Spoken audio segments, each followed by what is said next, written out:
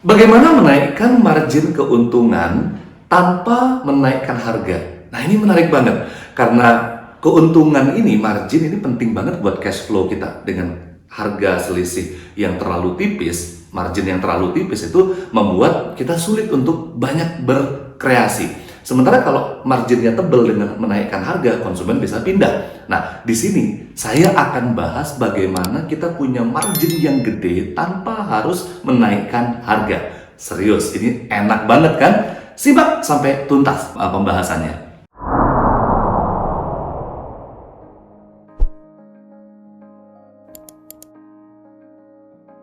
Iya, margin keuntungan ini menjadi inti dari bisnis.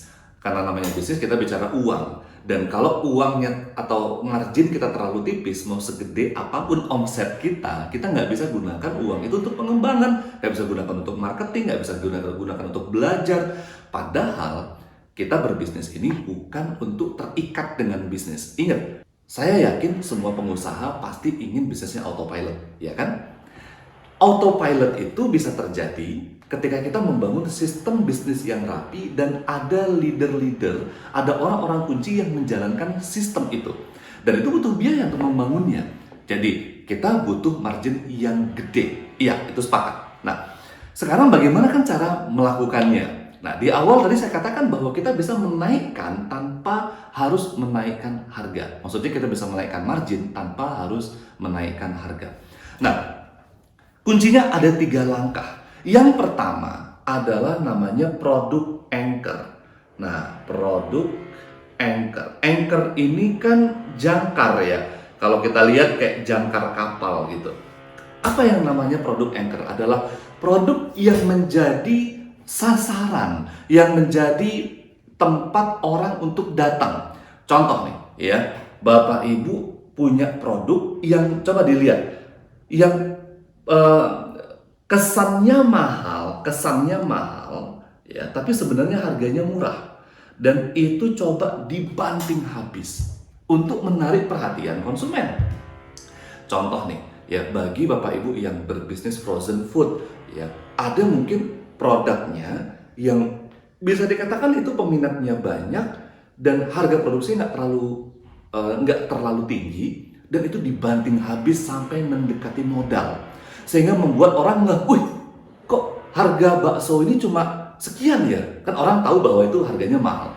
Atau bagi Bapak Ibu yang jualan sembako atau apa, itu kan harga telur atau harga minyak yang ketika kita bisa dapat langsung dari distributor, itu kita bisa banting harganya, ya. Atau ini ada salah satu klien kita yang mempraktekkan, dia jualan HP, yang dibanting, yang dijadikan anchor adalah HP-nya. Jadi dia iklan mau HP merek ini, ya, dengan harga 10.000, no tipu-tipu, langsung datang ke counter dapat. Wah, gitu ya. Dia nggak bilang sebenarnya HP-nya cuma 3 gitu ya, dan terbatas gitu ya, dari jam sekian sampai jam sekian. Yang terjadi apa jika kita lakukan dengan produk anchor ini? Orang akan orang akan langsung, wah, ada promo gila-gilaan nih, datang yuk. Wah, ternyata di situ Anda sudah membatasi produk itu. Baik batasnya itu dari waktu atau dari kuantitas, ya, karena memang ini hanya penarik saja, ya. Nah, namanya juga jangkar gitu ya, untuk orang datang. Nah, kuncinya dari strategi ini adalah nomor 2, yaitu kita melayani konsumen. Jadi kita siapkan waktu, ya, bahkan siapkan SPG, siapkan tim, yang tim dadakan pun nggak apa-apa. Yang penting memang kita bisa menjangkau orang-orang yang datang tadi karena program anchor tadi, ya. Layani mereka dengan formula kenali, ya, kemudian empati, kemudian solusi. Ingat tahapan ini: kenali, empati, dan solusi. Maksudnya apa kenali? Ketika mereka datang, itu jangan buru-buru langsung dijualkan produk anchor kita. Karena produk anchor tadi nggak ada untungnya. Kita bahkan membanting itu sampai mendekati modal, bahkan mungkin dijual dengan harga modal. Jadi pastikan SPG kita, tim kita, atau diri kita sendiri itu kenal dengan prospek tadi, dengan calon pembeli tadi, dan akuisisi data mereka. Ini kuncinya. Dan maksudnya data apa? Kita minta nomor HP-nya, kita tahu namanya, kita tahu emailnya, kita tahu alamatnya. Tujuannya untuk nantinya di follow up berikutnya. Oke? Tapi ketika kita tahu namanya, konsumen itu Bapak Ibu pasti senang banget ketika kita komunikasi dengan menyebut namanya. Saya punya kisah nyata untuk ini. Saya datang ke sebuah counter HP di sebuah mall di Pekanbaru, ya, memang sebenarnya namanya juga Mall Pekanbaru sih, yang memang banyak jualan HP. Di situ saya sebenarnya dalam kepala saya nih, saya mau datang ke sana tuh udah mau beli HP tertentu mereknya dengan harga budget 5 jutaan. Gitu nyampe di sana, ya, kan itu kan banyak toko-toko counter HP. Ada satu toko HP yang sangat mencolok. HP ini cuman sekian. Kita tahu bahwa itu murah banget. HP yang 2 jutaan dijualnya cuma 1 juta, bahkan kurang dari 1 juta. Dan kemudian merek-merek yang lain dijamin murah. Nah, ini kan menarik ya. Kok dijamin murah? Oke, saya datang, itu kan jadi anchor banget. Dan yes, mereka menerapkan strategi ini. Disambut, halo Pak, ini dengan Pak siapa ya? Pak Didi. Oke, Pak Didi dikasih minum. Bapak mau butuhnya apa? Gitu ya. Oh, saya butuh HP dengan merek sekian, dengan spek sekian nih. Saya udah bawa uang mau beli. Oh, Bapak sebenarnya memang butuh ini. Bapak kerjaannya apa sih? Wah, gitu ya. Oh, saya konten kreator. Saya butuh HP itu dengan yang begini-begini. Aduh Pak, sayang banget kalau budgetnya segitu. Coba deh Bapak lihat.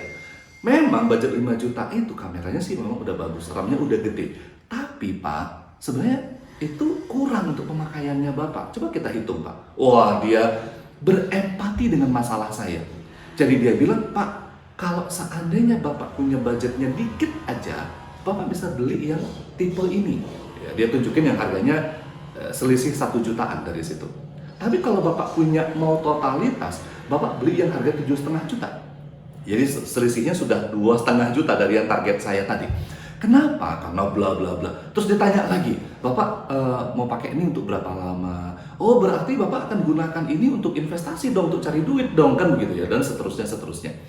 Intinya, dia berusaha memberikan solusi untuk masalah saya. Dan dia berempati, dia nggak cuma ingin ngambil duit dari saya, tapi dia berusaha menyodorkan hal yang paling pas untuk saya. Meskipun mahal, tapi dia hitung-hitung nih, Pak, kalaupun mahal Pak, nih selisih 2,5 juta, tapi Bapak bisa pakai HP-nya 4 tahun, coba kita hitung. Nanti Bapak dari sini kan bisa dapat uang, bla bla bla, bisa balik modal, sekian aja balik modal. Saya kemudian mikir, iya juga ya. Aduh, benar juga yang dibilang kata si salesnya tadi. Akhirnya, iya, Anda bisa tebak. Deal, saya beli 7,5 juta HP tadi. Ya, padahal tadi budgetnya cuma 5 juta.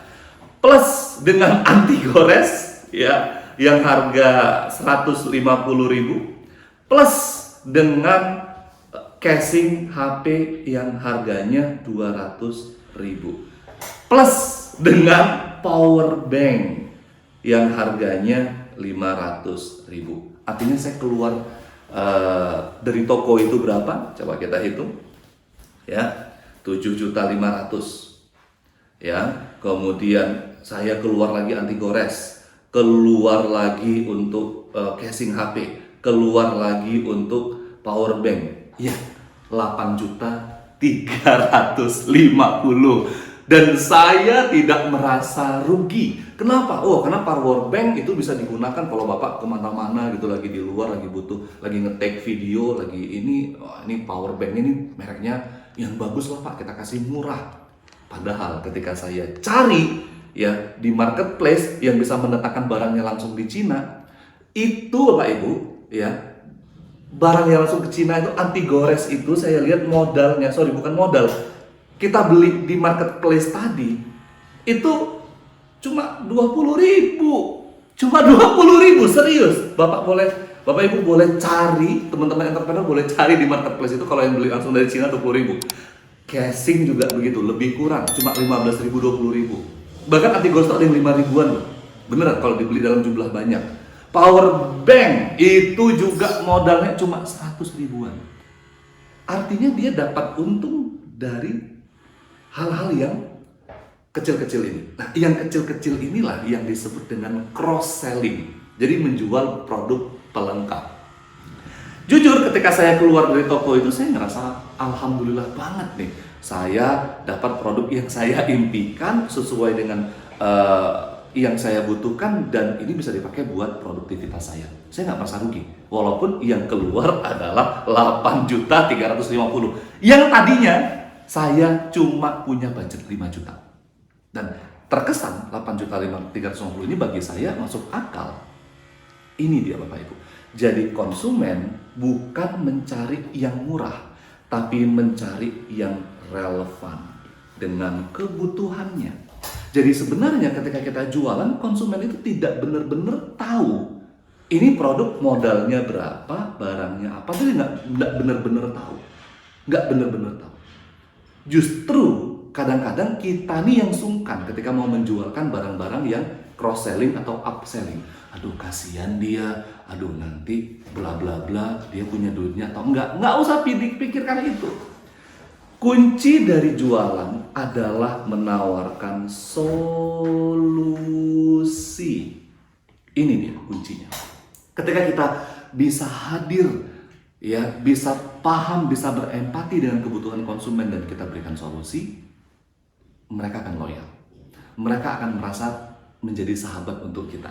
Dan tadi kita sudah menyimpan database mereka, sehingga berikutnya kita bisa memberikan promo atau membuat mereka menjadi merekomendasikan toko kita, ya, dengan menjadikan mereka sebagai afiliasi kita atau reseller kita, ya. Dan kita juga bisa menjual produk-produk lainnya. Jadi penting banget di sini untuk kita memiliki data kapan orangnya beli, berapa unit yang dia beli, produknya apa, dan nantinya kita bisa upselling, yaitu membeli dalam jumlah banyak lagi, atau cross-selling. Nah, nanti ini pembahasannya lain lagi, ya. Nanti kan video selanjutnya yang kita akan membahas bagaimana meledakkan omset dengan strategi yang sebenarnya biasa banget. Semuanya bisa praktek, ya. Yang penting Anda mau praktek aja. Nah, gimana? Gampang banget kan sebenarnya. Jadi ciptakan produk anchor-nya, kemudian servis mereka dengan format kenali, empati, dan solusi, dan simpan data mereka. Jadi nggak ada yang sulit sebenarnya dalam bisnis. Ketika orang memberikan alasan, aduh sekarang COVID, aduh sekarang omset turun, aduh daya beli turun. Perhatikan, itu beneran atau hanya imajinasi atau hanya halusinasi kita aja. Buktinya, klien-klien kami bahkan omsetnya naik 3-5 kali, bahkan ada yang 10 kali. Ya, dan naik ini memang di saat pandemi. Bukan karena mereka yang hebat dan bukan karena saya juga yang hebat membimbingnya, tapi karena tahu ilmunya aja, karena dipraktekin. Simple, kita praktekin, dapat hasilnya, insya Allah. Nah, yuk selamat praktek ya. Nanti boleh komen di bawah ketika udah praktek ataupun ada yang mau ditanyakan. Karena saya akan dengan senang hati menjawab pertanyaan dari Bapak Ibu semuanya. Tentunya dengan praktek hasilnya nampak, nah ini akan merubah kehidupan kita. See you the next video. Bye-bye. Assalamualaikum warahmatullahi wabarakatuh.